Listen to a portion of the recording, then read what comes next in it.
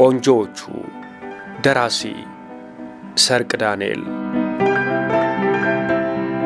ቆንጆቹ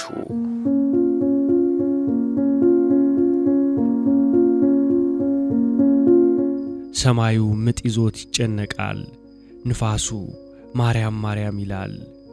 ተያይዘው ለመሄድ ተነሱ። ይሄ ዝናብ እንዳይቀድመን ፈጠን ፈጠን በል አለችው። በኮረኮንቹ መንገድ ወደ ውስጥ እየገባች ወደ ቤቷ እየወሰደችው ብዙም ሳይሄዱ ዱብ ዱብ ያደርገው ጀመር።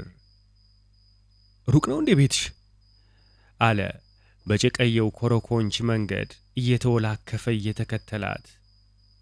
ቅርብ ነው ደርሰናል። ዝናቡ እኮ ሊዘንብ ነው አለ ከጎኗ እያለ። ጥሩ ነው ያጸዳናል አለች እየሳቀች። ቅርብ ነው ያለችው ቤቷ ሲደርሱ በዝናቡ ረስርሰው ነበር።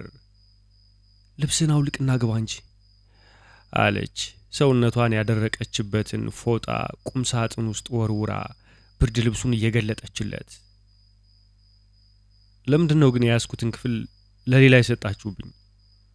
አሁን ምን ጎደለብኝ ልትል ነው? አንሶላው ላይ ቁጭ ብላ የውስጥ ሱሪዋን አውልቃ አልጋ ውስጥ ስትገባ አይኖቹን ፊት ለፊት ካለው ግድግዳ ጋር ጠፈራቸው። አይ ለነገሩ ነው ከከፈልኩ በኋላ ለምን ስትቆይ ጊዜ ትቀራለህ ብለው 6 ብር ለማግኘት ነበር ያሰቡት እመቤቲቱ። እንዴት? አንተ አንዴ ከፍለህ ሄዳል። ስለዚህ ክፍሉን ለሌላ ባያከራዩትና አንተ እንዳመሸ ብትቀር ኖሮ 6 ብር ቤት ገባ ማለት ነበር። ከመጣህም ያው 3 ብር ይመለስልሃል። የደንቡ 3 ብር ግን አይታጣም። ገባህ? 6 ብር ልታገኝ ነበር ያሰብሽው። እኔ አይደለሁም የቤቱ መቤት ናቸው። ይልቅ ግባ አልጋ ውስጥ አለች በጀርባዋ ተንጋላ ሽቅብ ያየችው። መቼም ተመልሼ ስመጣ ሳትናደዱ አትቀሩ አለ እንደማልጎምጎም። እኔ በበኩሌ አልተናደድኩም። ለምን? እዛው ክፍል ይዘብና አድር ኑሮ የማገኘውን 15 ብር ከመቤቱ ጋር ለሁለት ነበር የምካፈለው። ያ ደግሞ 7.50 ነው አይደል? ከዛ ላይ 50 ሳንቲም ያንሶ ላይ ይነሳለታል። 7 ቀሪ ማለት አይደል? እዚህ ይዤ ከመጣው ግን 12 ቤት ገባች ማለት ነው። ተግባባን? በልግባ አልጋ ውስጥ ወሬ ያበዛ ጋዜጠኛ ነው መሰለኝ አለች ብርድ ልብሱን እየገለጠችለት። እዩ ዘውዲቱ ካንቺ ጋር ለመተኛት ብዬ አይደለም የመጣሁት። ሰውነቱ ያልወደደውን ድርጊት መፈጸም አልፈለገም። ታዲያ ምን ልትፈጥር ነው? ተገርማ ጠየቀችው። ማደሪያ ቦታ ስለፈለኩ ብቻ ነው አለ እንዳትቆጣ በለዘብታ። እንዴት? ግራ ተጋባች። ምን መሰለሽ በቃ የማድርበት ቦታ ስለሌለ ነው የመጣሁት። እና ያ ከዘውዲቱ ጋር እንዳተኛ ይከለክላል? ተነጋግረን መሰለኝ የመጣ ነው። እሰጥሻለሁ 12 ብሩን እሰጥሻለሁ። የተቆጣች ሲመስለው ፈጠን ብሎ አባበላት። ለምንድን ነው የምትሰጠኝ አብረኝ ካልተኛ? ቀና ብላ አልጋዋ ላይ ተቀመጠች። ለማኝ እኮ አይደለሁም። እነዛ ትላልቅ ጡቶቹ አፈጠጡበት። መጀመሪያ ለምን መጣ? አሁንስ? ነገርኩሽ እኮ ስለመሸና አልጋ ስለማላገኝ። አልጋዬን ለሌላ ሰው ባሰጡብኝ እኮ። አሁንስ መች አልጋ አገኘህ? ወይስ ተነስቼ ግድግዳው ጋር ልቁምልና ገብተህ ትተኛ? ማሙሽዬ ተነሻ አላልኩም እኮ ደህና ነኝ ተመችቶኛል። ባይሆን ለሰሞኑ በዋጋ ከተስማማን ቤቱን ታከራይኛለሽ። እና አሁን እሱ ጋር ተቆፍሰል ታድር ማለት ነው? ሳቅ አፈናት። ወይኔ ልጅት ስንት አይነት አለባካችሁ። ታውቃለህ ባለፈው ወር አንዱ አብሮኝ እዚህ ድረስ መጥቶ አልጋ ቢነካው ጡቶቼ መሃል ገብቶ ሲያለቅስብኝ አደረ። ዛሬ ደግሞ ጌታው እግሬ ላይ ተቀምጦ ሊያድር ነው። ሳቋን ቀጠለች። አብሯት ሳቀ።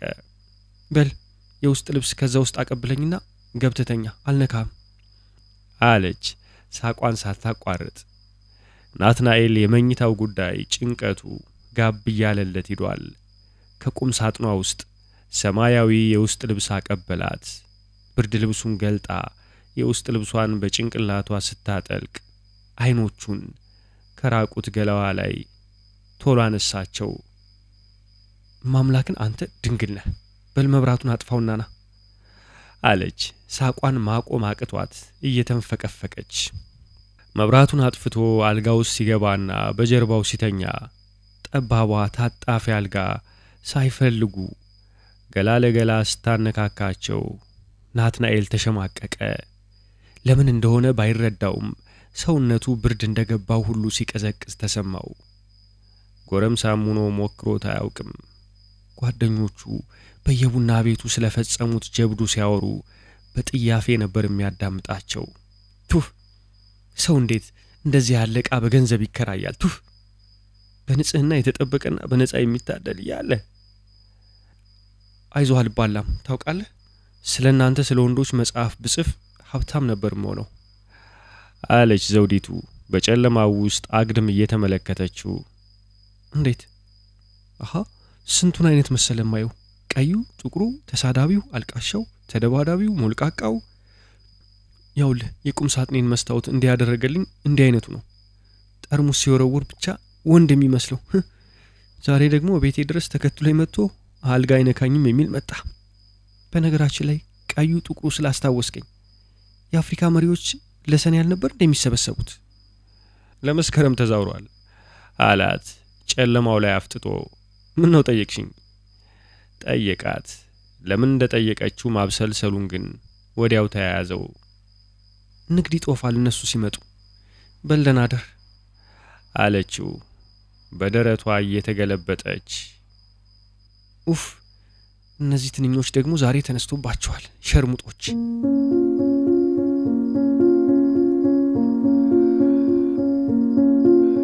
ከምድር በታች ተቆፍሮ በተገነባውና ግድግዳና ጣሪያው ለፈንጂ ጥቃት እንዳይፈታ በብረት ወራጅና ማገር ተጠናክሮ በሲሚንቶ ደንድኖ በተሰራው በዋና ማዘዣ ውስጥ ያለው መስኮት የለሽ የስብሰባ ክፍል በቁጣ ተሞልቷል።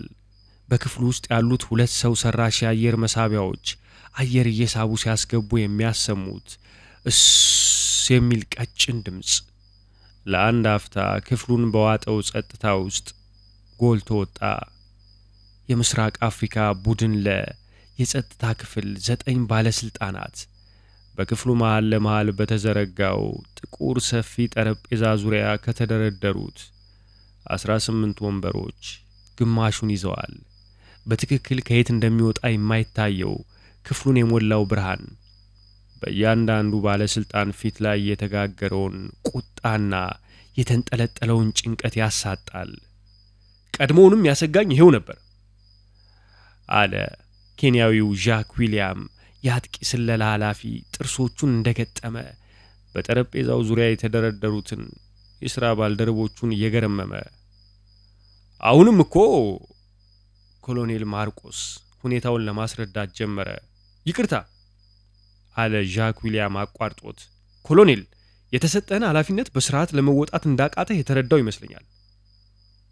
ለማለት የፈለኩት ስተት ፈጽመሃል። የኬንያው ሰው ድጋሚ አቋረጠው። የተሰማውን ንዴትና ጥላቻ ለመደበቅ ሳይሞክር ደም የጎረሱ አይኖቹን ኮሎኔል ማርቆስ ላይ ደግኖ ይህን ስተት ደግሞ በአፋጣኝ ልታርም ትችላለህ የሚል እምነት ፈጽሞ የለኝም አለ። ጥፋቱ የኔ ነው አለ ብርጋዴር ጄኔራሉ ረጋ ባለ ድምጽ መሃል ሁኔታውን ለማብረድ እየሞከረ። ማርቆስ ለአንድ አፍታ ባለስልጣናቱን ተመለከተ። የሰዎቹ ብስጭትና ቁጣ የእርሱ የራሱ ማመንታት ውጤት መሆኑን ሲገነዘብና በእያንዳንዳቸው ገጽ ላይ የተሳለውን ጥላቻና ጥያፌ ሲያጤን አንገቱን ደፋ።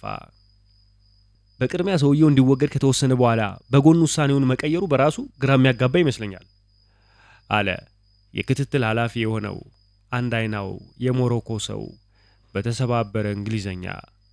ያደረገውን ጥቁር መነጽር ባፍንጫው ላይ ወደ ላይ ገፋ አደረገና ቀጠለ። ያም ስተት ከተፈጸመ በኋላ አለ አንድ አይኑን ከጀነራሉ ላይ አንስቶ በኮሎኔል ማርቆስ ላይ ተክሎ የግድያ ውሳኔውን በክትትል ለመቀየር ከተፈለገ ክትትሉን ሊያደርግ የሚገባው የኔ ክፍል መሆን ሲገባው ክትትሉን ሌሎች በፈቃዳቸው አድርገውት አሁን በመጨረሻ ሰውየው ከተሰወረ በኋላ ይህን ሪፖርት ማቅረብ ለኔ ፍጹም አሳፋሪ ሆኖ ነው የማገኘው። የግድያውን ውሳኔ ያዘገየውትና ለጊዜው ክትትል ለመዘርጋት የወሰንኩት እኔው ነኝ። እዚህ ላይ ጥፋት መሆኑን እቀበላለሁ። ሆኖም አለ ብርጋዴር ጄኔራሉ በተረጋጋ መንፈስ ይህንን ውሳኔ የወሰንኩት በጊዜው የውጭ ጉዳዩ ሰው ያንን ያህል አስጊ የሆነ መረጃ በእጁ አላገባም የሚለው ግምት ስላየለና አስፈላጊ ያልሆነ ግድያ እንዳንፈጽም በሚል ነበር። ይህን ስል ይቅርታ አድርግልኝ እዚህ ላይ አለ በተደጋጋሚ በመሃል ያቋረጠ የሚገባው ዣክ ዊሊያም እልሁን መቆጣጠር ያቃተው። በተደጋጋሚ አስፈላጊ ያልሆነ ግድያ እየተባለ የሚነሳው ነጥብ ለኔ ፍጹም ሊቀበለው የሚችል አይደለም። ፍራንዝ ፋነን እንዳለው በቀኝ ግዛት ሰንሰለት ለገባ ነፍስ ብቸኛ አማራጭ መንገዱ ኃይል ነው፣ እሳት። ጫካን ስትመነጥር ሰደር ስትለቅበት በጥሻው ስለምትገኝ የጽጌረዳ ግንድ ልትጨነቅ አትችልም። እሳቱን ለኩሰው ሰደሩን ልቀቀው ይንደድ፣ ዱሩን ይብላው፣ የፈለከው ሜዳ ታገኛለህ በቃ አለ ከፊቱ ያለውን ጠረጴዛ በቡጢ መጥቶ። ደና አሁን ጥፋቱን መልሰን መላልሰን ብናነሳው ዋጋ ያለው አይመስለኝም አለ በጸጥታው ክፍል ሁለተኛ ሰው የሆነው ሩዋንዳዊው አንድሬ ኦማሪ። አሁን ልንመክርበት የሚገባ ነጥብ ስለሚቀጥለው እርምጃ ይመስለኛል። ወኪልህ ምን የምታውቀው ነገር አለ ስለ ሰውየው መሰወር አለ አዲስ አበባ ከገባ ገና ሁለተኛ ወሩን የያዘው የግብጽ የመረጃ ሰው አይኖቹን ባሻገር በተቀመጠው ማርቆስ ላይ ተክሎ። ለጊዜው ምንም ፍንጭ ለማግኘት አልቻለችም፣ እመለሳለሁ ብሏት ነው ድንገት የተሰወረው። ማርቆስ ራሱን ጠላ። እስካሁን ምን እርምጃ ወስደሃል አለው ያው ግብጻዊ መኮንን መልሶ። ከአዲስ አበባ መውጫ በሮችን በክትትል ሰዎች ሸፍነን እየተጠባበቅን ነው። ምናልባት ለመውጣት ከሞከረ በሚል በየአውሮፕላንና በባቡር ጣቢያዎችም በየአቅጣጫው የፎቶግራፍ ምስሎችን በተነናል። ውይይቱ በተከታታይ ለ3 ሰዓት ቢቆይም ባለስልጣናቱ ከክፍሉ ሲወጡ ፍጹም ይቅርታ እንዳላደረጉለት ኮሎኔል ማርቆስ ከፊታቸው ላይ ከሚነበበው ቁጣ ተረዳው። ብርጋዴር ጄኔራሉ ቀድሞ ከክፍሉ ሲወጣ ቢሮ ይፈልጋሉ ስላለው የተቀሩት ወጥተው እስኪያበቁ በተጠንቀቅ ጠበቀና ከክፍሉ ወጥቶ ወደ አለቃው ቢሮ አመራ። ቁጭ በል አለው ጄኔራሉ ከመደርደሪያው ላይ የውስኪ ጠርሙስ አንስቶ በሁለት ብርጭቆዎች ቀርቶ አንዱን ያቀበለው። ጣጣው ይጠቅማል አለ ፈገግ ብሎ ማርቆስ በተቀመጠበት ቁልቁል እየተመለከተው። ጥፋቱ የኔ ነው አለ ማርቆስ ግንባሩን ያሻሸ። ዋናው ነገር ከዚህ መማር ያለብንን በአንክሮ ማስተዋል ነው። ማርቆስ ምንም ሳይናገር ያጋባውን የውስኪ ብርጭቆ ከጠረጴዛው ላይ አስቀመጠና ቀና አለ። ማርቆስ በአሁኑ ሰዓት ናትናኤል ራሱን የት እንደደበቀ የሚያውቅ ሰው ካለ ጋዜጠኛዋ ትመስለኛለች አለ አለቅየው አይኖቹን አጥብቦ። የምታውቅ አይመስለኝም አለ ማርቆስ ራሱን በመዳፉ ላይ አስደግፎ። ታውቃለች፣ እርግጠኛ ነኝ ማታ ለመጨረሻ ጊዜ የተገናኘው ከእርሷ ጋር ነው፣ ማወቅ አለባት አለ ጄኔራሉ ድንገት ትዕግስቱ እንዳለቀበት ሁሉ በስጨት ብሎ። አስታውስ፣ ካልቨርትን ከአይናችን ስር የሰወረችው ያቺ ሸርሙጣ ነች። ማርቆስ ሴቶችን ፍጹም አትመን። እሺ ግን ምን ማድረግ እንችላለን? መርምራት አለ አለቅየው ግልፍ ብሎት። ይዘህ መርምራት። ካላወቀችስ? ታውቃለች፣ ይቺን ያህል አልጠራጠርም አለ ጄኔራሉ የሁለት ጣቶቹን ጥፍር ያፋጨ። ለመናገር ፍቃደኛ ባትሆንስ? ድንገት ያለቅየው አይኖች በቁጣ ፈጠጡ። ወደፊት ጠረጴዛው ላይ ተደፋና አይኖቹን ማርቆስ ላይ አፈጠጠ። ሁለት እግሮቿን ይዘህ ሁለት ቦታ ሰንጥቃት፣ ያን ጊዜ ፈቃደኛ ትሆናለች። ማርቆስ ተነስቶ ከክፍሉ ወጣ።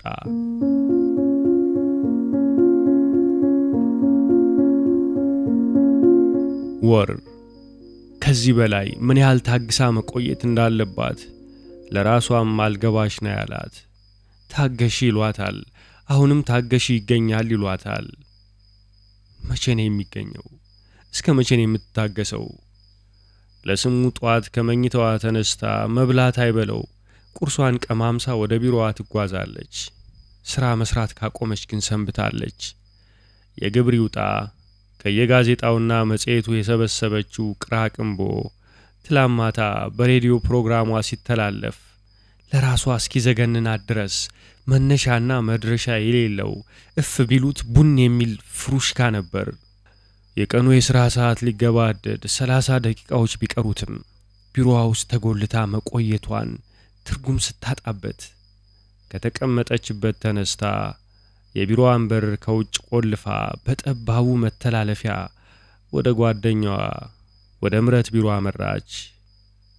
ሃይ ርብቃ አለች ምረት ከፊት ለፊቷ ከተቆለለው ወረቀት መሃል ቀና ብላ። አልደውልም? ምረት በዝምታ ራሷን ነቀነቀች። አልደውልም። ምረት ከተቀመጠችበት ተነስታ ጠረጴዛዋን ዙራ ወደ ርብቃ ሄደችና በሁለት እጆቿ የጓደኛዋን ሁለት ክንዶች ግጥም አድርጋ አይኗን ትመለከታት ጀመር። ርብቃ ለምን አትነግሪኝም? ምንድነው የሆናችሁት? ላንቺም እኮ የሚቀልሽ ብትናገሪው ነው። ምረት ነገርኩሽ እኮ ልነግርሽ የምችለው ነገር የለም እና ብቻሽን ብታኝኪው ነው የሚሻለው። ክንዶቿን እንደያዘች ነቀነቀቻት። ርብቃ ክንዶቿን አስለቀቀችና ጥግ ካለ ፎቴ ወንበር ላይ ወደቀች። ሰው እንዴት ብን ብሎ ይጠፋል? ካንዴም 2 3 4 ቤቱ ሂዳ ሞክራለች። መስሪያ ቤቱ ብትደውልም ጻፊው ካለቃው ፍቃድ እንደተቀበለን የነገረቻት። ያን ያህል የማይቀርቡት ጓደኞቹ ጋር ሁሉ እየደወለች ናትናኤል ብትልም ልታገኘው ቀርቶ ፍንጭ እንኳን ልታገኝ አልቻለችም። በጤናው አይደለም፣ አንድ ነገር አድርገውታል። ርብቃ በሐሳብ ተዋጠች። ግን ምን አደረገና? ግን ብቻሽን እንዲህ ከምትሆኚ ብትናገሪውና ቢወጣልሽ ጥሩ ነበር። ወይ መፍትሄው ቀላል ይሆናል። ሰው እኮ ችግሩን አውጥቶ ሲያማክር። ምረት ጓደኛዋ ጎን ተቀምጣ በተቻላት ወተወተች። በጤናው ቢሆን እንዴት የገባበት ይጠፋል? እደውላለሁ ብሎ እንዴት ድምጹ ይጠፋል? ለትንሽ ቀን ነው ብሎ እንዴት በወጣበት ይቀራል? ዋሽቷታል። እሷ መጀመሪያውኑ ሆዷ ፈርቷል። ያኔውኑ ጠርጥራለች። አንድ ነገር ፈጽሟል። እና ምን ሊሆን ነው ታዲያ? አገር ጥሎ ሊጠፋ? ርብቃ ድንገት ሰውነቷ ተሸማቀቀባት። ገብርኤልዬ አገር ጥሎ ቢጠፋስ? ለዚህ ሆነ እንዴ ያንን ገንዘብ ያዘው? ወይኔ በነገርኩት ኑሮ ሁሉን። ይልቅ በኋላ ራስሽን ከምትጎጂ ነግረሽኝ አብረን እንመካከር። ደግሞ ምንም ቢሆን እህቱ ነኝ። ካጠፋም እቆጣዋለሁ። አንቺም ከሆንሽ ያጠፋሽው እግሩ ላይ ወድቄ እለምነዋለሁ። መቼም ሌላው ቢቀር ለዚህ አላንስም። ትቶኝ ሄዷል ማለት ነው። መቼም ባገር ያለ ጨክኖ ወር ሙሉ ዝም አይለኝም። ሄዷል፣ ጠፍቷል። ጨክኖ ከነልጁ ትቶኝ ሄዷል። ግን ለምን አታለለኝ? እኔስ አላታለልኩትም፣ አላጠመድኩትም። ግን ቢሆንስ ለልጁ እንኳን እንዴት አይራራም? መች ነገርኩትና? የኔው የራሴ ነው ጥፋቱ። እንዳረገዝኩ እንኳን አላወቀም እኮ። ልጅ እንዳለው እንኳን አልነገርኩትም እኮ። አረ በእናትሽ ወይኔ ማዬ፣ ርብቃ ምን መሆንሽ ነው? አታልቅሽ እንጂ ርብቃዬ፣ ምን መሆንሽ ነው? ቆይ እንጂ የት ነው የምትሄጂው? ርብቃ ራስሽን ነው እኮ የምትጎጂው። ይኸው ፊትሽን ምን እንዳስመሰልሽው። በቃ ርብቃ፣ ቆይ ቁጭ በይና እናውራ። የት ነው የምትሄጂው? ቆይ ልቀቂኝ። አልለቅሽም ርብቃ። ልቀቂኝ ማለት ልቀቂ ነው አለች ርብቃ ማረብ በያዘችበት ቀኝ እጇ ግራ ክንዷን ለማስለቀቅ እየታገለች። ርብቃ ሳምምሽኝ እጄን። ልቀቂኛ። አልለቅሽም፣ ንገሪኝ። ምንድነው የምነግርሽ? ርብቃ ረጋበይ፣ ጓደኛሽ ነኝ እኮ። ደግሞ ይሄ በሁላችንም ላይ የሚደርስ ነው። ያ ክፍታፍ እንዲያደረገኝ ጊዜ አንቺ አልነበርሽም? ደግሞ ለወንድ ስትይኝ ነበርሽው። ርብቃ አይዞሽ፣ እሱ ቢቀር ሌላ ይመጣል። አልፈልግም ሌላ። ምረት ልቀቂኝ። እርጉዝ ነሽ አይደል? ለዚህ ነው አይደል? በድንገት የያዘቻቸውን የርብቃን እጆች ለቀቀቻቸው። ለአንድ አፍታ ርብቃ አደብ የገዛች መሰለች። እንዴት አወቅሽ? እኔም እኮ ሴት ነኝ ርብቃ። ደግሞ በደንብ ነው የምታስታውቂው። አንቺ መደበቅ ስለፈለግሽ ሁሉም ያላወቀ ለመምሰል እየሞከረ ነው እንጂ በደንብ ነው የምታስታውቂው። ባይገርምሽ እመቤትም እንደቀልድ አድርጋ አንስታብኝ ነበር፣ ችላ አልኳት። ይሄን ያህል አስታውቃለሁ ማለት ነው? ርብቃ ላንቺ እንደሆነ እንጂ ይሄ በግልጽ የሚታይ ነው እኮ። ግን ገና ነኝ እኮ ማለቴ ገና 6ኛ ወር። ርብቃ 6 ወር ማነሱ ነው?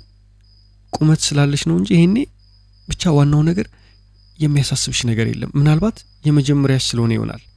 የወንዶችን ጸባይ እስካሁን ካልተረዳሹ ደግሞ በጣም የዋንሽ ማለት ነው። ገደል ይግባ ይሂድ። ይልቅ ጊዜው ሳይሄድ ማለቴ ሰው እንዳያውቅ ከፈልግሽ ዘመድ ጋር አቅብለሽ መውለድ ነው። አይሽ ቀደም ብትይ ያለ ችግር ያወጡልሽ ነበር። አሁን ግን ጠነከረ። ምረት እንደሱ አይደለም፣ አልገባሽም። ርብቃ ለማስወጣት እንዳትሞክሪ፣ አደገኛ ነው በዚህ ጊዜ። ልጁ ይወለድና የሚያሳድጉ ሰዎች አይጠፉም። ብቻ ሁሉን ለኔ ተይው። የምትቆይበት ቦታ ከሆነም ችግሩ እህቴ ጋር ባህር ዳር ትይዣለሽ እንጂ ለማስወጣት እንዳትሞክሪ። ሄለን የወባ መከላከያ ወስዳ ምን እንደሆነች ታስታውሽ የለ? ለዛውም የ3 ወር። አልፈልግም ርብቃ፣ ብቻ አጉል ነገር እንዳትሞክሪ። ካሁን ወዲያ በምንም አታውጪውም። ህይወትሽን ከማጥፋት በቀር የምትጨምሪው ነገር የለም። ምረተኝ፣ ህይወቴንም አልፈልገውም። ርብቃ አብድሽ እንዴ? አዎ። ርብቃ ከጓደኛዋ ቢሮ ወጥታ በጠባቡ መተላለፊያ ተሻግራ ወደ ውጭ ስትወጣ ጭንቅላቷ እንደ ወፍጮ ከበዳት።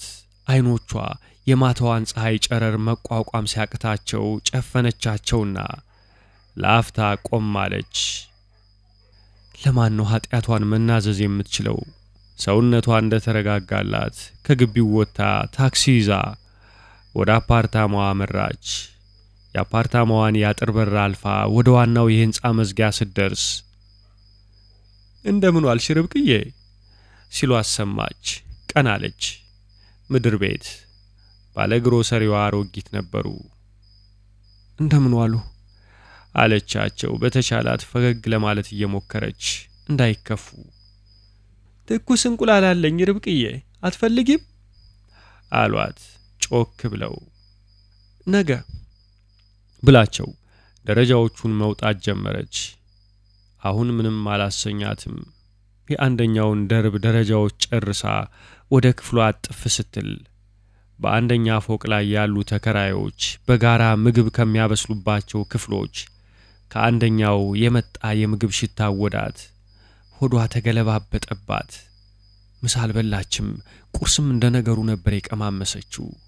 የተሰማት ግን የረሃብ ስሜት አልነበረም። እንደው እርብሽ አለባት ሆዷ። ወደ ክፍሏ ገባችና በሩን ቶሎ ዘጋችው። ቦርሳዋን ከአንደኛው ፎቴ ላይ ጣል አደረገችና ወደ መኝታ ክፍሏ ገባች። እንደምንም አልጋዋ ደርሳ ዘፋለችበት። ጭንቅላቷን ይወቃት ያበራያት ያነፍሳት ጀመር። ያ ብሽቅ ራስ ምታት ሊጀምራት ነው። ማጅራቷን ጭምድድ አድርጎ ሲይዛት ተሰማት።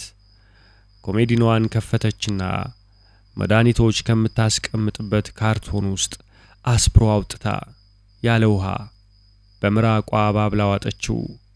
ውጭው እየጨለመ ቢመጣም ባልጋዋ ላይ እንደተንጋለለች ቆየች። ወይ ናትናኤል ሳይነግራት ሲሄድ ሆዱ እንዴት ይሻለው? ጠርጥሯት ይሆን እንዴ? የሰራችውን ተንኮል ደርሶበት የተበተበችውን መረብ ተረርቶ ጠልቷት ይሆን እንዴ? የሱኑ ልጅ ተሸክማ እንደቀረች ባወቀ። የራሷ ጥፋት ነው። ትወልደዋለች። ዲቃላ፣ የናትናኤል ዲቃላ። ሆዷ እንዳበሰችው ምን ነው ሁሉን ቀድማ በነገረችው ኑሮ ለምን አልጠረጠረችም? ገንዘብ እንድታመጣለት ሲጠይቃት ለምን አልገባትም? ጥሏት አገር ትቶ እንደሚጠፋ ለምን አልገመተችም? ግድ የለም። የእልህ እንባ አይኖቿን እየለበለበ ሲወርድ የታች ከንፈሯን ነክሳ ያዘችው። ብትነግረው ኑሮ ትቷት አይሄድም ነበር። ይቅርታ ብትጠይቀው ለምን እንዲያ እንዳደረገች ከመጀመሪያው ዝርዝራ ብትነግረውና እንዳይፈራ አረጋግታ ብታስረዳው ኑሮ እዚህ ውስጥ ባልገባም ነበር። ጥፋቱ የራሷ ነው። ሌላው ቢቀር ላረገዘችው ልጁ ሲል ይምራት ነበር። ጭንቅላቷ ፍርስ ስለበላላት ሌላ አስፕሮ መውሰድ አሰበች። ግን በባዶ ሆዷ አሁንም አስፕሮ ሊጎዳው ይችላል ልጇን። እጭ ደግሞ ለዲቃላ ከተንጋለለችበት ቀናለችና ከጎኗ ያለውን ኮሜዲኖ ከፍታ የመድኃኒት ካርቶኑን ጎተተችው። ካርቶኑ ከእጇ አምልጦ ወደቀ። ከውስጥ የነበረው የመድኃኒት ቁልል ወለሉ ላይ ተዘረገፈ። ቢጫና ቀይ ቫይናክ፣ ምስር የወሊድ መከላከያ፣ ነጫጭ እንክብሎች የወባ መከላከያ። ድንገት የጓደኛዋ የምረት ምክር ታወሳት። ለማስወጣት እንዳትሞክሪ። ሄለን የወባ መከላከያ ወስዳ ምን እንደሆነች ታስታውሽ የለ? ገደል ይግባ፣ ሁሉም ነገር ገደል ይግባ። መኖርም አልፈልግም ደግሞ ለዲቃላ ከተበተኑት መድኃኒቶች መሃል ለይታ አነሳችው የወባ መከላከያ መድኃኒት አደገኛ ነው ግዴላትም ለምኑ ለናትናኤል ዲቃላ 7 ነጫጭ እንክብሎች ዲቃላ ዞር ብላ ወደ ጠረጴዛዋ ሄደች የናቲ አንድ ብርጭቆ አንስታ ወደ መታጠቢያ ቤት ገባችና ግማሽ ድረስ ውሃ ሞልታው ተመለሰች የናትናኤል ዲቃላ ብርጭቆውን ጠረጴዛው ላይ አስቀመጠችና በግራ መዳፏ ውስጥ የጨበጠቻቸውን እፍኝ ሙሉን ክብሎች ውሃ በያዘው ብርጭቆ ውስጥ ሞጀረቻቸው ይሟሙ ይፍረሱ ከዛ ጠጣዋለች ከዚያ በኋላ ለቅሶ የለም መቃጠል መንደድ መንገብገብ የለም ለአንድ አፍታ በስሱ መጋረጃዋ ውስጥ የምሽቷ ጨረቃ ታየቻት ግማሽ ጨረቃ ጎደሎ ጨረቃ ግን ብሩህ ጨረቃ ወደ መስኮቷ ጠጋለችና መጋረጃውን ወደ ጎን ሰብሰብ አድርጋ ተመለከተች ብቸኛ ጨረቃ ሰባራ ጨረቃ ዲቃላ ድንገት አይኗ ወደ ጎን ተወናጨፈ ከሆስቴሉ አጥር ውጪ ተመለከተች እንባ የሞላቸውን አይኖቿን በእጇ ሞጀቀቻቸውና ድጋሜ ተመለከተች እነዛው የምታውቃቸው ሞለል ያሉ ቢጫ መብራቶች ጭር ባለው መንገድ መኪናዋ ቁልቁል መታ ከአፓርታማዋ በር ልትደርስ ትንሽ ሲቀራት ጥግ ይዛ ቆመች መብራቶቿ ሲጠፉ የጎን በሯ ተከፈተና አንድ ሰው ወረደ በጨረቃዋ ብርሃን ውስጥ ረጅም ቁመናው ታያት የመኝታ ቤቷ መብራት ስላልበራ ከውጭ እንደማትታይ በመገመት ባለችበት ቁማ ቀረች ከመኪናዋ የወረደው ሰው ወደ አፓርታማው ያጥር በር ተጠጋና ከሽማግሌው በረኛ ጋር ያወራ ጀመር ምንድነው የሚፈልገው ደግሞ ቤቷ ድረስ ለምን መጣ ሰውየው የሚጨቃጨቅ ይመስላል ከዘበኛው ጋር ልግባት ገባም ይመስላል ወዲያው ሽማግሌው ዘበኛ በሩን ከፍተው ወጡና ከረጅሙ ሰውዬ ጋር ተከታትለው ወደ መኪናዋ አመሩ መኪናዋ ጋር እንደደረሱ ሰውየው ወደ ኋላ ቀረት አለና ከጀርባ ሽማግሌውን ዘበኛ ማጅራታቸውን ቢላቸው ደቃቃው ሽማግሌ በያዙት ረጅም ዱላ ላይ ተንሸራተው ከመሬቱ ላይ ተዘረጉ ርብቃ በድንጋጤ ደርቃ ቀረች እጆቿን አፏ ላይ ጭና በጎዶሎዋ ጨረቃ ስስ ብርሃን በሚታያት ደብዛዛ ትርኢት ላይ አይኖቿን አፈጠጠች ሰውየው በፍጥነት ፊቱን መልሶ ወደ አፓርታማው ያጥር በር ሮጥ አለ የብረቱን በር ገፋ አድርጎ ገባ ለአንድ አፍታ ቆም ያለ መሰላት ወዲያው ፈጠን ብሎ ወደ አፓርታማው የፊት በር አመራ ምንድነው የሚፈልገው ጭንቅላቷ ግው አለባት አቅለሸለሻት ሊያዞራት ፈለገ ጠረጴዛውን ደገፍ ብላ ቆመች የእግር ኮቴ ድምጽ የሰማች መሰላት የበር ድምጽ ተሰማት የሚከፈት የበር ድምጽ በሯን የክፍሏን የፊት መዝጊያ አልቆለፈችውም እንዴ ከሆዷ ያለው ሽቅብ ይተናነቃት ጀመር የመኝታ ቤቷ በር እጀታ ወደ ታች ሲዘም በሩ በቀጭኑ ሲል ተሰማት አይኖቿን አፍጥጣ በሩ ላይ ተከለችው ቆልፎ አይደለም እንዴ በሯን ታዲያ እንዴት ተከፈተ በሩ